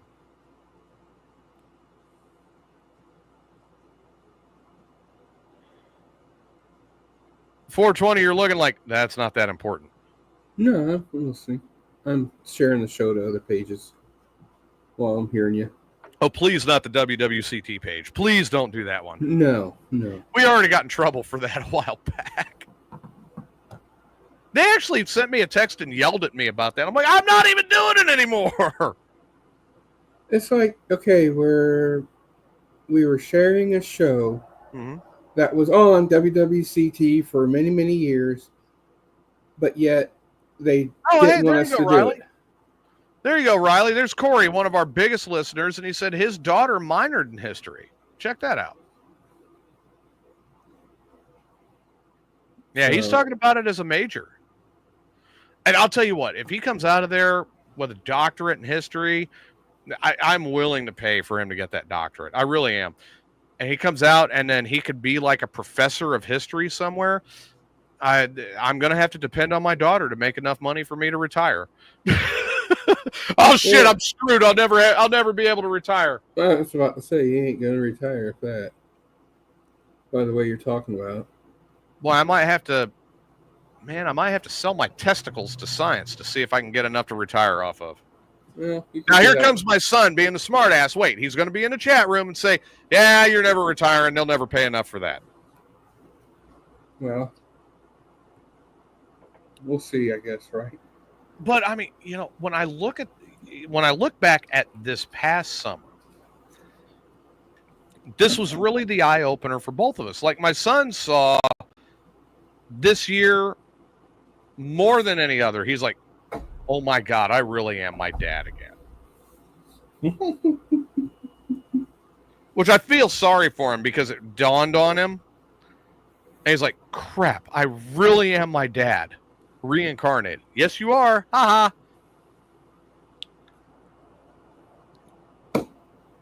But he realized it's not such a bad thing. He has not figured out yet that the original is generally better than the sequel.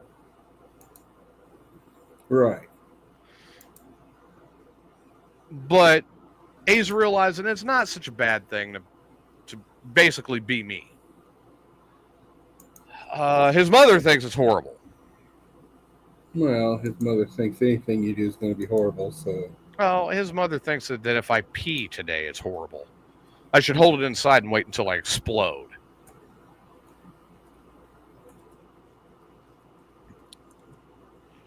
I don't have... All right. Let me go down my kids here, okay? First, we have my daughter. My daughter's mother, I do not have a negative opinion of. I also do not have a super positive opinion of. The real one, not the other one. What, her mother? The one that claims to be her mother. Oh, yeah, no. Her actual biological mother. Right. If you know, you know. I still talk to her mother, and we get along. As if you're listening, I'm sorry, but I would still take your mom for a run in the sack. I mean, I really would. Was this the one that you said that you could feel the earthquake coming when she's walking? No. Okay. All right. So anyway, then we go to my older son's mother. Yes, I have 3 baby mamas. Oh. My older son's mom,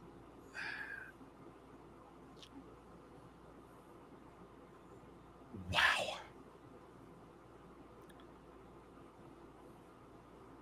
She was very quick to show me her colors.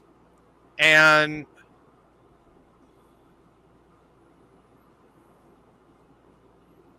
I'm trying to find something good to say about her.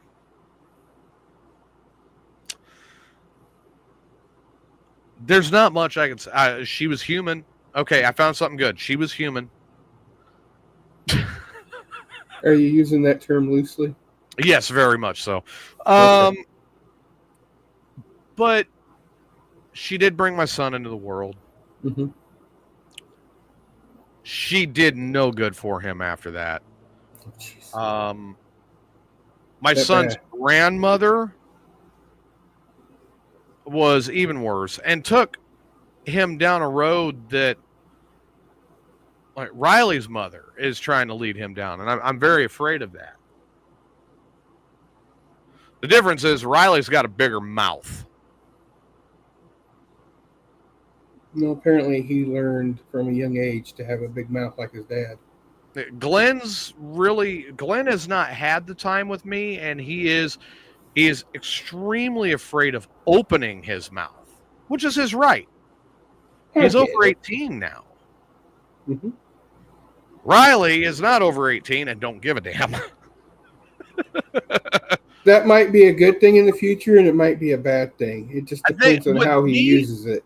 But Glenn's mom, we had our time,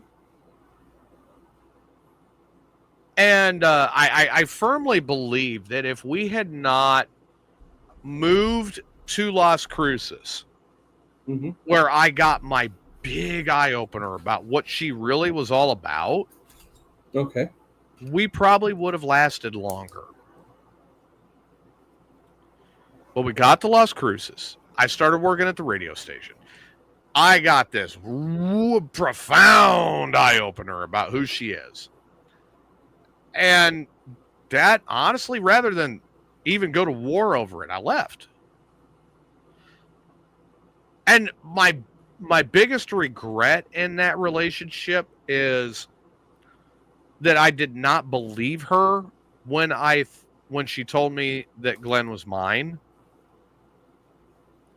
Because my initial response was, no, because you were banging Rage before you banged me, so that's Rage's kid. Oh, which should have been clue number 1 to pull out.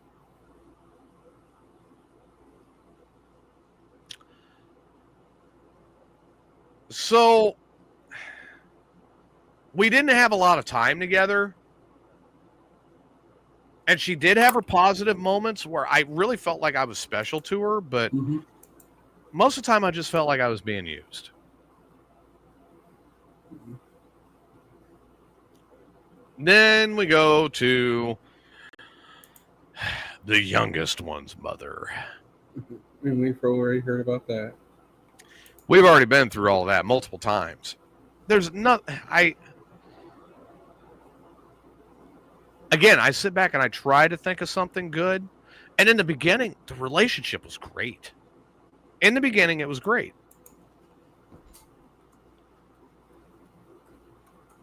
The relationship really went sour about a year after Riley was born. Oh my. And I fought like hell. I fought like hell to try to keep it together, and I couldn't. And maybe that was my weakness. Maybe it was my strength. I don't know. But at the end of the day, we are so much better apart the farther apart we are. We really are. Mm-hmm. And the more I have to talk to her, the more my skin crawls.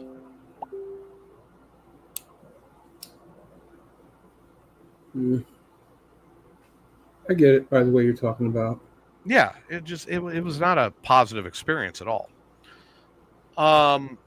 Again, and I mean, just like with Glenn's mom, at the beginning, it was a lot of fun. There was some positive aspects to the relationship. Don't get me wrong. At the end of the day, it was something that never should have been pursued. There should have been mutual agreements as far as offspring goes, but the detriment to those kids is horrible. Mm-hmm. My daughter got caught in a whirlwind of different stuff that she never should have been caught in. And rather than giving me the chance to take her with me, which would have changed a slew of future events, my daughter wound up getting taken by DCFS and put with her grandma. Oh. And her grandma and I still acknowledge each other. But that's probably as far as it goes. That's about it, yeah. Her grandma was not a good influence at all. Mm-hmm. Where I sit today, like, I hope my daughter gets back into school. I pray every day that she will pursue something in college. And if not up there, move her family here and get your ass in the University of Texas. Mm-hmm. Something. Because she's far too intelligent to be doing what she's doing. Her husband, not so menos. But I will give credit to her husband. I will give the credit to her husband. Number one, he is afraid of me, which I like. Oh, come on, you guys. You know, there's a way you can mute that. Doo-doo-doo-doo. Yeah, but I'm too stupid. Her husband, but I've got to give her husband the other side of credit, right? He's really trying. Mm-hmm. And my ex does not, of course, you know, as far as my ex goes, as far as his mom goes, there is nothing. Really, you guys, during the show, I'm trying to do a show.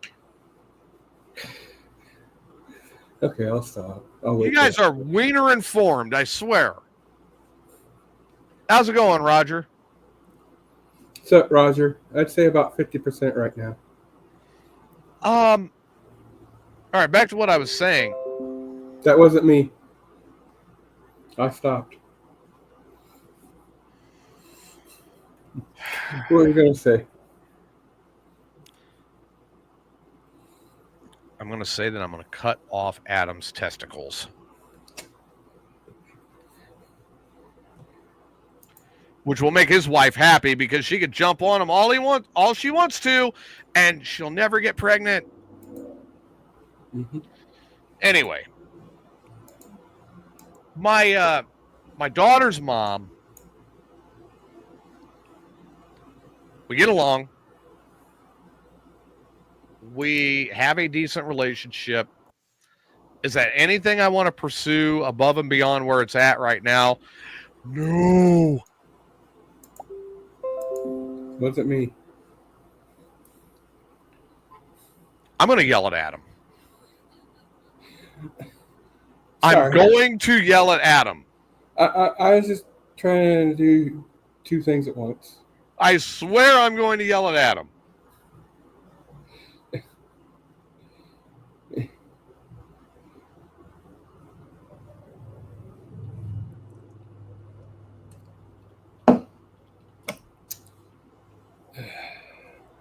So, the mom. Oh, I mean,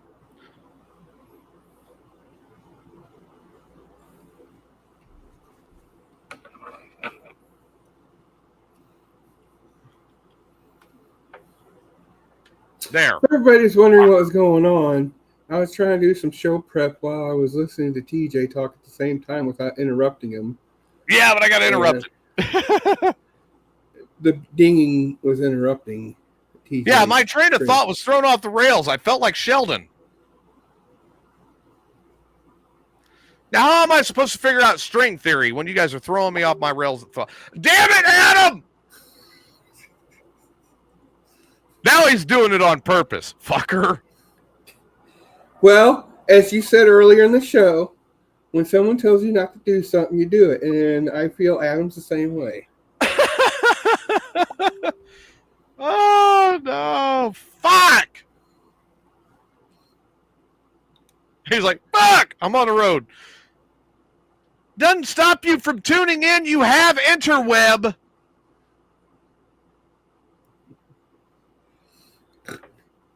Good Lord. My daughter's mom I can have a conversation with. Do I want her living with me and exposing her genitals all the time? No.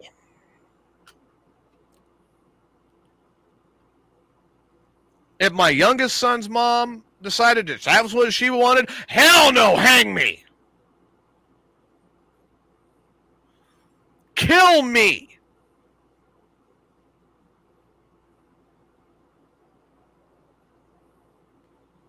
Never want to live through that again. My middle son's mom. Your middle son? You have 4? Yeah, my middle son. He's my older son, but my middle child. Oh, so it's your daughter, your son, my daughter, and then my older son, my younger son. Yes. Gotcha. I'd probably do a hit it and quit it with her, but then I'd boot her out to the coyotes. Covered in honey and rotted meat. Because I'm a nice guy. The coyotes got to eat. That's being a conservationist. You look out for the wildlife.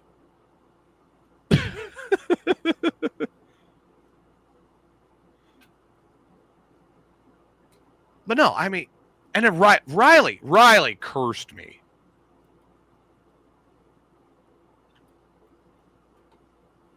He goes, Dad, what if you wound up with all three of your kids? What if you wound up with all three of your kids living with you? I'm like, what did you say? What if you wound up with all three of your kids living with you? I'm like, bite your tongue.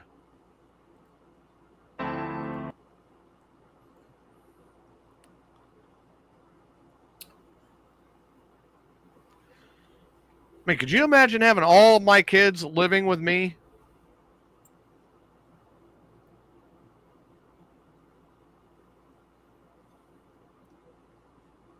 $420. It'd be very interesting. Could you imagine me trying to do a show with all of them around? Well, I would think the older two would keep the younger one busy, but it would still be loud. I would think that they would all try to disrupt it just to drive me crazy and make sure I get more gray hair. Well, I don't know your oldest son, but I would say with the other two, yeah. He's a little more quiet, a little more subdued, but definitely my kid.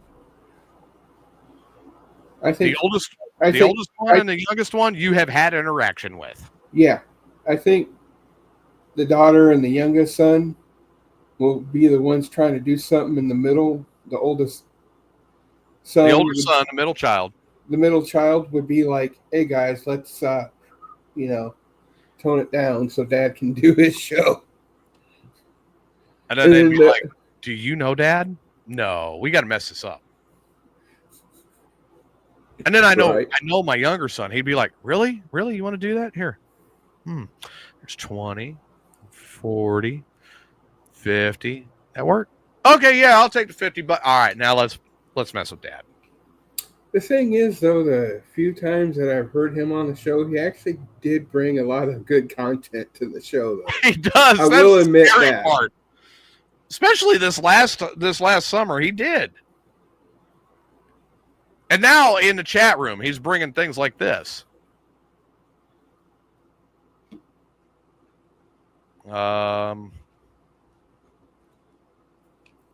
Things like that. Mm-hmm. Or this, talking about Steve with his transgender date. How he read that one that quick, I don't know.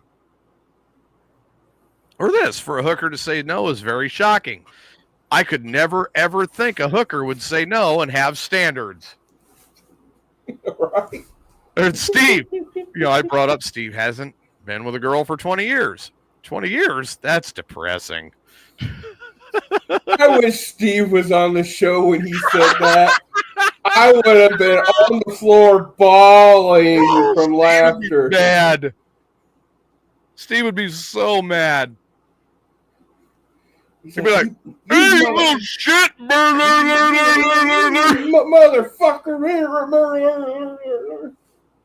TJ, don't you know how to keep your kids quiet? No, I encourage my kids to have free thinking." There you go. Yeah, no, I seriously, it's just like, it'd go nuts.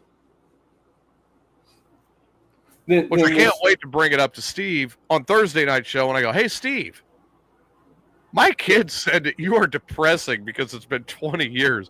What?" And it'll be this.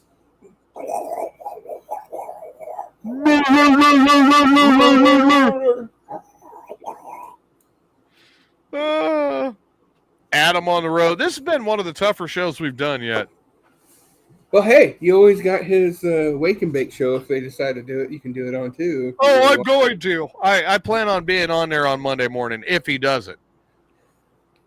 But I understand what Steve does, and he does need a break once in a while too, because let's face it, this is not an easy job to do. Well, not only does he does your show, he does my show, he does all Ray's show. Yeah. He does his casting on Southern Fried Radio throughout the week. Yep. So and he has Wake and Bake. Well, I included Ray's show with that, but okay. So you've got with Steve, you've got Thursday. He has 3 shows. Thursday, 3 shows. No, 4. Tuesday, Wednesday, Thursday. Now he is Tuesday, Wednesday. He is 2 shows. Thursday is 4. 4 because he does the morning show, or he does Ray's show, your show. I think Monday is 2 because he DJs and then he does the Wake and Bake.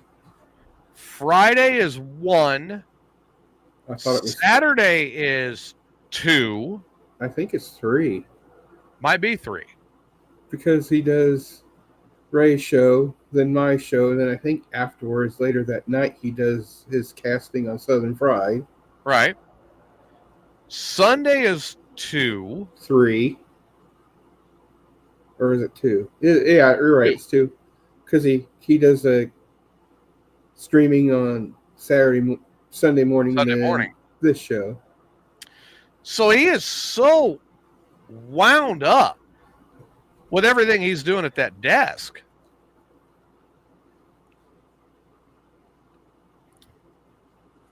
I think Bobby Boucher did less. Oh, that was something Riley did that I thought was funny. He brought up one of the clips from The Water Boy, and he looked over and he goes, "Hey, Mom, this is you." And it was one of Bobby Boucher's moms. "That's the devil." And she's turned into her. If she's not getting it, most of the time that drives everybody away. Mm-hmm. The only God-fearing woman I would want as a mom around me would be Sheldon's mom.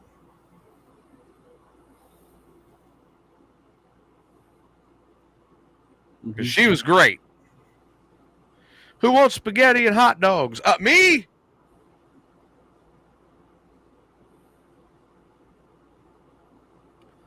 You know, what do you do, right? I think I do this.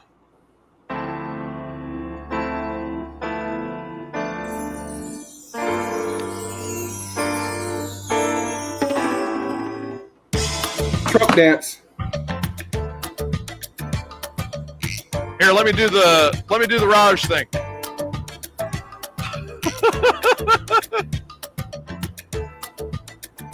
Bing a ding a ding a bing a ding a ding a bing a ding a ding a. It's been another great week. We've had a lot of fun. Of course, I want to immediately again thank everyone who tuned in live. Thank you, chat room, for being so actively involved. And thank you for everyone tuning in on the replay and catching the show as well. Please share it, like it, get it around. Let's make sure people know this network's back and we're building. We are building. We are up to 3 shows now on this network and getting ready to add 4 and 5. I'm kind of thinking about another show. You know. Hey, thanks, Lori. I don't know if I like the gray. You know what I mean? Like, check this out. That is a lot of gray, right? That's only been 2 weeks. Well, see, that 4th show, though, I kind of be the odd man out because if we do the wrestling show, it'll be you and Steve doing the majority of watching WWE, whereas I watch all the other ones that are not as popular. Which will still be good for a good show because then they'll give more info on different wrestling organizations. So, I mean... Well, I was kind of thinking about doing one. I'm kicking around the title of Bikes, Barbecue, Bullshit, and Bars. And that's, you know, just different dives I've been to. You know what I mean? And talking about something, because I know you've been to a couple of them with me. Yeah, one of them I'd bring up would be the old defunct Twisted Spoke. Yeah. He's still trying to sell that and no one wants it, even though it's cheap. Yeah, right. So final thoughts, 420. Final thoughts, like I said, the show may or may not happen. Thursday. Fucking hell. Saturday. Thursday's show's going to happen. I'm going to be on Thursday. Yeah. Saturday show might not happen for Fat 420's Pit Stop because I had prior engagements. We'll see. Stick around for that. As soon as we're done here, I'll be over on iVlog.tv spinning records. We're going to do Iron Maiden, Black Sabbath, and Judas Priest for a full album because Sunday shows I do full albums. Then I'll be back Tuesday at 6 where I do a mixture of different songs and stuff. You know, read the crowd, see who's there, play music that everybody likes, chit chat and everything. Then of course I'll hopefully be back here Thursday night. Thursday. See, I'm tired, so I've been. You're mixing early. up your days. Yeah. And then who knows? I might be back at the track, of course, with the show. It all depends. So yeah. Oh, and I'll also be on Adam's show on Tuesday at 4, the Corner Arcade. I might do a review of a retro game while Adam does his Would You Rather and his review of the Switch 2, which is going to be pretty cool to hear because I'm kind of interested on that. You know, hearing what the differences are and how it's better or worse or whatnot. So yeah. It'd be interesting. Well, there you go. And, you know, iVlog.tv is obviously where you can catch 420's other show, which I actually tune into once in a while. Mm-hmm. I don't say anything on it, but I do listen to the music and enjoy it. Hey, that's all that matters, you know. Of course, you can check Adam because he decided to blow off this show and give him hell if you see him. You can see him tonight on Weird Frequencies with Tyler and this guy that loves Bigfoot. And of maybe course, Adam will be back for Tuesday for his debut with the Corner Arcade. Thursday night, I will be back at 9 p.m. for Mayhem's Amigos After Dark. Sunday, I will be back for 4 p.m. Mayhem's Amigos. And just a bunch of stuff coming in the future. Again, thank you everyone who tunes in live, saying what you do in the chat room, keeping us active. Thank you to anyone who catches the replay. Tom, your girlfriend misses you. You need to get back to Illinois and go slip her the. Just promote. And we miss Irene. We will see all of you next time. Thank you for tuning in. Good night, everybody.